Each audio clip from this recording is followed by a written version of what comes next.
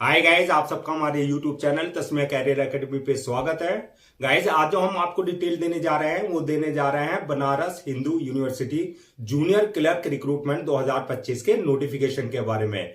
BHU यानी कि Banaras Hindu university ने जूनियर क्लर्क की 199 वैकेंसीज के लिए अपना नोटिफिकेशन जारी किया है। अगर आप भी इन वैकेंसीज के लिए अप्लाई करना चाहते हैं तो गाइज ये वीडियो आपके लिए बहुत ज्यादा इंपॉर्टेंट है, क्योंकि इस वीडियो में हमने पूरा डिटेल में बताया है कि क्या मिनिमम क्वालिफिकेशन मांगी गई है, क्या आपका सिलेक्शन प्रोसेस रहेगा, लास्ट डेट अप्लाई करने की कब है और ऑनलाइन जाकर के कैसे आपको रजिस्ट्रेशन और फॉर्मेलिटीज पूरी करनी होगी।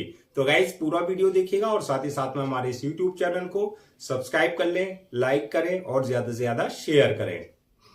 तो गाइस सबसे पहले बात करते हैं इनकी ऑफिशियल वेबसाइट की। इनकी जो ऑफिशियल वेबसाइट है वो है www.bhu.ac.in, जहां पर जाकर के आपको रजिस्ट्रेशन और फॉर्मेलिटीज पूरी करनी होगी। रिक्रूटमेंट अथॉरिटी आपकी बीएचयू यानी कि बनारस हिंदू यूनिवर्सिटी ही रहेगी, यानी कि काशी हिंदू विश्वविद्यालय में ही आपकी जो है पोस्टिंग दी जाएगी। पोस्ट नेम की अगर बात करें तो ये आपका जूनियर क्लर्क की वैकेंसीज के लिए नोटिफिकेशन जारी किया है। जेंडर मेल एंड फीमेल यानी कि man and women both can apply for this vacancies. Total vacancy जो है 199 वैकेंसीज के लिए नोटिफिकेशन जारी किया गया है। जॉब लोकेशन की अगर बात करें यानी कि जो आपका बीएचयू यानी कि बनारस हिंदू यूनिवर्सिटी का कैंपस होगा यूपी में, उसी के अंदर जो है आपकी यूनिवर्सिटी के यानी कि विश्वविद्यालय में आपकी जो है पोस्टिंग आपको दी जाएगी। अप्लाई मोड की अगर बात करें तो अप्लाई मोड इसमें दोनों रहेगा, यानी कि आपका ऑनलाइन भी आपको अप्लाई करना है और ऑफलाइन भी आपको अपने सारे डॉक्यूमेंट जो है वहां पर सबमिट करने हैं यानी कि भेजने हैं। तो आप जो है ऑनलाइन और ऑफलाइन दोनों मोड में जो है आपको अप्लाई करना होगा। रजिस्ट्रेशन जो स्टार्ट हो गए हैं वो 18 मार्च 2025 से जो है रजिस्ट्रेशन स्टार्ट हो चुके हैं और लास्ट डेट जो है अप्लाई करने की, ऑनलाइन अप्लाई करने की जो लास्ट डेट है वो है आपका 17 अप्रैल 2025 और ऑफलाइन यानी कि जो आपको हार्ड कॉपी भेजनी है ऑफलाइन अप्लाई करने की जो डेट है वो है 22 अप्रैल 2025। तो 17 अप्रैल 2025 जो है आपको ऑनलाइन जाकर के अप्लाई करना है और हार्ड कॉपी यानी कि ऑफलाइन जो है आपको 22 अप्रैल 2025 से पहले पहले जो है अपने सारे डॉक्यूमेंट जो है आपको जो है यूनिवर्सिटी यानी कि जो आपका बीएचयू है वहां पर अपने सारे हार्ड कॉपी के रूप में जो है अपने सारे डॉक्यूमेंट्स भेजने होंगे। एग्जाम डेट और की बात करें तो एग्जाम डेट अभी कोई किसी तरह की एग्जाम डेट अनाउंस नहीं की गई है। जब इसकी एग्जाम डेट आएगी तो वो आपको जल्दी नोटिफाई कर दी जाएगी। एडमिट कार्ड जो एग्जाम डेट आपकी आएगी उससे पहले पहले जो है आपका जो है एक हफ्ते पहले जो है आप अपना एडमिट कार्ड जो है इनके ऑफिशियल पोर्टल से डाउनलोड कर सकते हैं।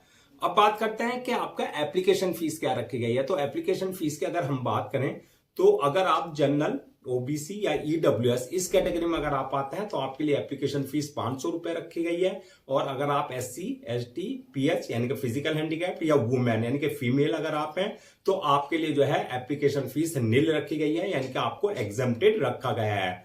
पेमेंट मोड की अगर बात करें यानी कि जो आपकी एप्लीकेशन फीस है वो आपको ऑनलाइन ही पेमेंट करनी होगी, यानी कि at the time of registration आप अपने डॉक्यूमेंट जो आप जो है जब आप रजिस्ट्रेशन करेंगे तो उस टाइम पे ही आपको अपने debit card, credit card, net banking, UPI या आईएमपीएस या जो अदर उनके पेमेंट मोड है उसके थ्रू जो है आप अपनी एप्लीकेशन फीस जो है डिपॉजिट कर सकते हैं। अब नेक्स्ट बात करते हैं कि एलिजिबिलिटी क्राइटेरिया क्या मांगा गया है, यानी कि क्या मिनिमम एजुकेशनल क्वालिफिकेशन मांगी गई है। तो क्वालिफिकेशन की अगर हम बात करें तो इसमें मांगी गई है bachelor degree in any discipline from recognised board और इंस्टीट्यूशन से, यानी कि आपके पास जो है ग्रेजुएशन की आपकी डिग्री हो, चाहे आपने बीएससी कर रखा है, चाहे बीए कर रखा है, चाहे बीकॉम कर रखा है, यानी कि तीनों स्ट्रीम वाले अप्लाई कर सकते हैं। यानी कि साइंस वाले भी अप्लाई कर सकते हैं, कॉमर्स वाले भी अप्लाई कर सकते हैं और आर्ट्स वाले भी अप्लाई कर सकते हैं। प्लस इसके साथ जो है आपका कंप्यूटर कोर्स आपने कर रखा हो फ्रॉम रिकॉग्नाइज्ड इंस्टीट्यूशन से, और साथ में आपकी कंप्यूटर टाइपिंग हिंदी और इंग्लिश दोनों टाइपिंग का भी आपका टेस्ट होगा। यानी कि इंग्लिश की टाइपिंग जो है आपका 30 वर्ड्स पर मिनट जो आपकी इंग्लिश की टाइपिंग होनी चाहिए और 25 वर्ड्स जो है पर मिनट जो है आपकी हिंदी की टाइपिंग स्पीड आपकी होनी चाहिए ऑन कंप्यूटर, यानी कि कंप्यूटर पर आपकी टाइपिंग स्पीड भी चेक की जाएगी हिंदी और इंग्लिश। अब नेक्स्ट बात करते हैं कि एज लिमिट क्या मांगी गई है। तो एज लिमिट की अगर बात करें तो मिनिमम 18 साल और मैक्सिमम 30 साल रखी गई है। तो 18 और 30 के बीच में अगर आपकी एज है तो आप इन वैकेंसीज के लिए अप्लाई कर सकते हैं। एज रिलैक्सेशन की अगर बात करें तो as per government rules and regulation जो आपके रिजर्व कैटेगरीज वाले हैं जैसे एससी है, एसटी है, ओबीसी है, जो उनको एज रिलैक्सेशन दिया जाता है वो प्रॉपर एज रिलैक्सेशन उनको दिया जाएगा।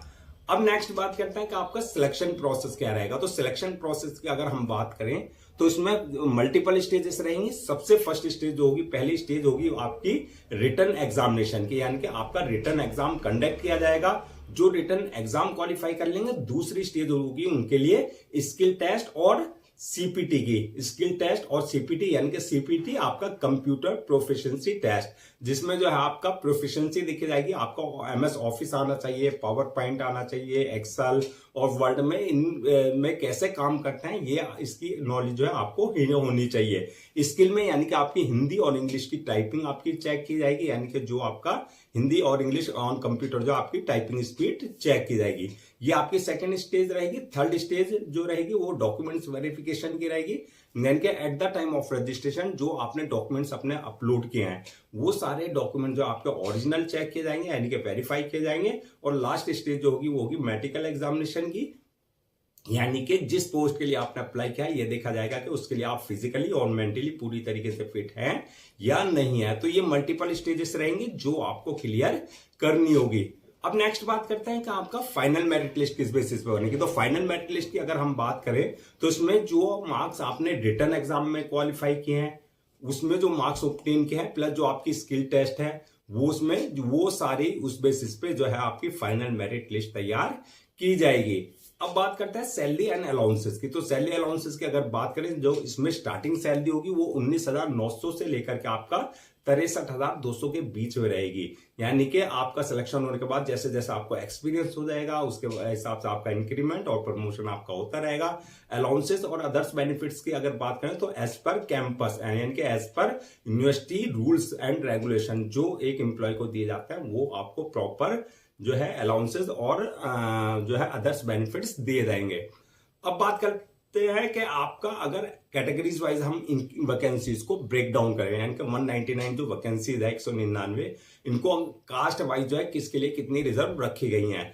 तो अगर आप जनरल में हैं तो जनरल वालों के लिए 80 वैकेंसीज रिजर्व रखी गई हैं, ओबीसी वालों के लिए 50 रखी गई हैं, एससी कैटेगरीज वालों के लिए 28 वैकेंसीज है और एसटी वालों के लिए 13 वैकेंसीज रखी गई है, ईडब्ल्यूएस वालों के लिए 20 वैकेंसीज रखी गई हैं और फिजिकल हैंडीकैप यानी कि डिसेबल पर्सन के लिए जो है 8 वैकेंसी जो है रिजर्व रखी गई हैं। इस तरीके से आपकी 199 वैकेंसीज जो है फिल की जाएंगी।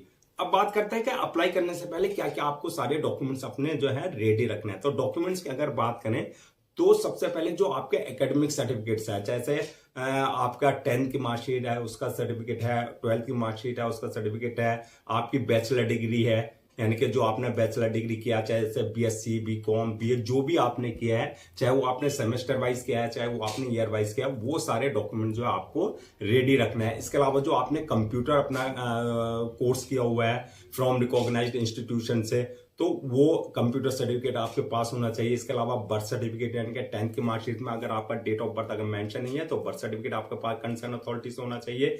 इसी तरीके से आपका जो है कास्ट सर्टिफिकेट यानी कि एससी, एसटी, ओबीसी का अगर आप किसी तरह का कोई रिजर्वेशन ले रहे हैं तो कास्ट सर्टिफिकेट आपके पास जो कंसर्न अथॉरिटी से होना चाहिए। इनकम सर्टिफिकेट यानी कि अगर आप ईडब्ल्यूएस यानी कि इकोनॉमिकली वीकर सेक्शन का अगर आप किसी तरह का कोई रिजर्वेशन ले रहे हैं तो इनकम सर्टिफिकेट आपके पास कंसर्न अथॉरिटी से होना चाहिए। डिसेबिलिटी सर्टिफिकेट यानी कि अगर आप फिजिकल हैंडीकैप का किसी तरह का कोई रिजर्वेशन ले रहे हैं तो आपके पास जो है डिसेबिलिटी सर्टिफिकेट आपके पास कंसर्न अथॉरिटी से होना चाहिए। इसके साथ साथ जो आपका पासपोर्ट साइज फोटो, सिग्नेचर वगैरह ये सारे डॉक्यूमेंट जो आपको पहले से स्कैन कॉपी करा करके रखने हैं। अब बात करते हैं नेक्स्ट के अप्लाई करने का क्या प्रोसीजर रहेगा। तो जैसा कि हमने बताया था अप्लाई करने का जो प्रोसेस रहेगा वो ऑनलाइन भी रहेगा और ऑफलाइन भी रहेगा, यानी कि दोनों मोड में आपको जो है अप्लाई करना होगा। तो ऑनलाइन और ऑफलाइन दोनों तरीके से करना है। तो पहले बात करते हैं ऑनलाइन अप्लाई करना है तो कैसे कर सकते हैं आप। तो ऑनलाइन करने का जो प्रोसेस रहेगा, सबसे पहले आपको उनकी ऑफिशियल वेबसाइट www.bhu.ac.in पर विजिट करना है। जब आप वहां विजिट करेंगे होम पेज पर जाएंगे तो होम पेज पर रिक्रूटमेंट लिंक वाले पे एक ऑप्शन होगा, वहां पर आप जाएंगे। उसके बाद जो है उसके वहां पर आपको नेक्स्ट ऑप्शन मिलेगा अप्लाई लिंक का, यानी कि आपको अप्लाई वाले लिंक पे जो है क्लिक करना है। यहां पर इस बात का ध्यान देना है अगर आपने इनके पोर्टल पर अपने आप को पहले से रजिस्टर्ड नहीं करा रखा है तो आपको अपनी पर्सनल डिटेल्स और इसके अलावा जो है वैलिड ईमेल आईडी और मोबाइल नंबर से अपने आप को रजिस्टर करा लेना है, जहां से आपके यूजर नेम और पासवर्ड जनरेट हो जाएंगे, यानी कि आपके क्रेडेंशियल आपके पास आ जाएंगे। अगर ऑलरेडी आपने इनके पोर्टल पर अपने आप को रजिस्टर करा रखा है तो आपके पास ऑलरेडी यूजर नेम पासवर्ड होगा, यानी कि क्रेडेंशियल होंगे। उन्हीं क्रेडेंशियल से आपको लॉगिन करना है। लॉगिन करने के बाद जो आपका एप्लीकेशन फॉर्म आ जाएगा, उस एप्लीकेशन फॉर्म को आपकी पूरी अपने पर्सनल डिटेल्स भरनी होगी, फिल करनी होगी, यानी कि जैसे आपका नाम, father name, mother name, date of birth, आपकी एकेडमिक क्वालिफिकेशन, आपका प्रोफेशनल जो भी डिप्लोमा, कंप्यूटर डिप्लोमा जो भी आपने किया है वो सारी डिटेल्स आपको जो है अपनी फिल करनी होगी।